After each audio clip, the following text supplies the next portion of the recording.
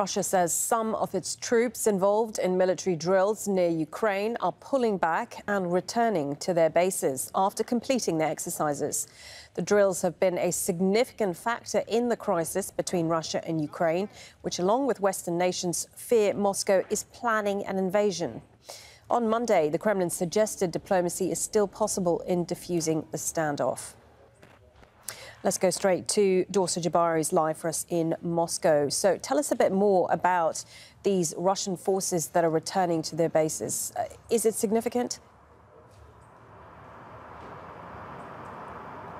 Well, it certainly is, and we've just been hearing from the chief spokesperson of the Russian Defense Ministry, Major General Igor Konashenkov, who has issued a statement saying that some of Russia's western and southern military units will be on their way back to their home bases upon completing a series of military maneuvers.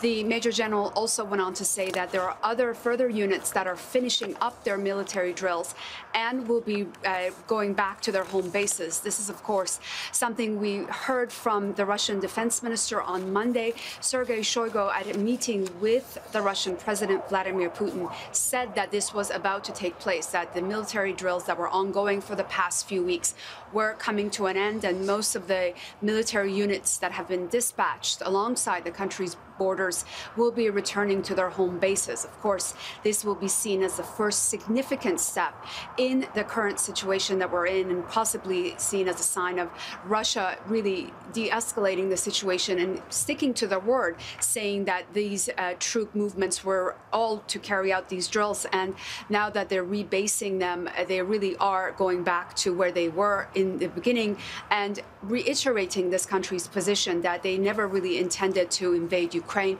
This was just a hysteria narrative that was built by the Western countries. Well, perhaps the days and days of diplomacy is leading to something. We have more diplomacy today with the German Chancellor arriving in Russia, or already in Russia. We're not 100% sure yet. What are we expecting from meetings between Scholz and Putin today? Well, the German Chancellor will be talking about three main things with the Russian president. First, trying to de-escalate the current crisis with Ukraine. And second on the agenda, we'll be talking about the security guarantees that Russia's looking for when it comes to NATO's further expansion. And then the third, we'll be talking about that very important Nord Stream 2 gas pipeline. That was an $11 billion project that took Russian gas from Siberia, transferred to Germany via the sea and not bypassing any specific country. This is a project that was completed in September but has yet to become operational due to certain restrictions placed on it by the German government. Many here accuse Germany of turning this pipeline into a geopolitical tool. The German Chancellor will certainly be discussing this with the Russian president. And of course, this is not the only meeting that is taking place here today. The Russian Foreign Minister, Sergei Lavrov, will also is currently meeting with his Polish counterpart. The Polish foreign minister is in Moscow to hold meetings about the current situation and the OSCE's concerns when it comes to the current crisis that is ongoing. So there is still very much a diplomatic path that is being pursued by many sides. And this latest announcement by the Russian Defense Ministry will certainly be an important one, given the day that we're having in Moscow, the diplomatic push to try and de-escalate the tension. OK, thank you for that. Dorsa Jabari there for us live in Moscow.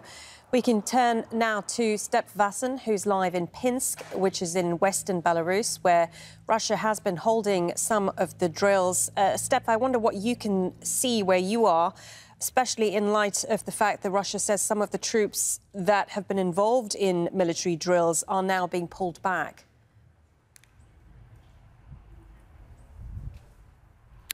Yes, I'm in Pinsk. That's 30 kilometers from the Ukrainian border. And this historical town has quite a big population from Ukrainians. So there's a lot of concern here also at this border about these Russian military exercises happening so nearby. The Belarusian authorities have released some locations where these joint drills are still ongoing. But since yesterday, I have to say, we've been traveling around this region, the southern border of Belarus, with Ukraine, and it was very quiet. There was supposed to be exercises, air defense, fighter jets in actions, even bombardments at a place not very far from here. But so far it's very difficult to see that there is a very large-scale military exercise ongoing. Meanwhile, of course, we know that Russia is now saying that they have finished these exercises or are finishing up these exercises and are withdrawing troops. We haven't seen any signs of that, but it could mean that definitely these exercises are closing and there's not much activity here. But people are telling us here they're not very optimistic that Russian forces will leave that soon, and they're quite worried that the Russians are actually using this military exercise as a pretext to basically occupy Belarus and have permanent bases here. And that's something that a lot of Belarusians are definitely not agreeing with. OK, many thanks for that. Step Vassen monitoring the situation from Pinsk in western Belarus.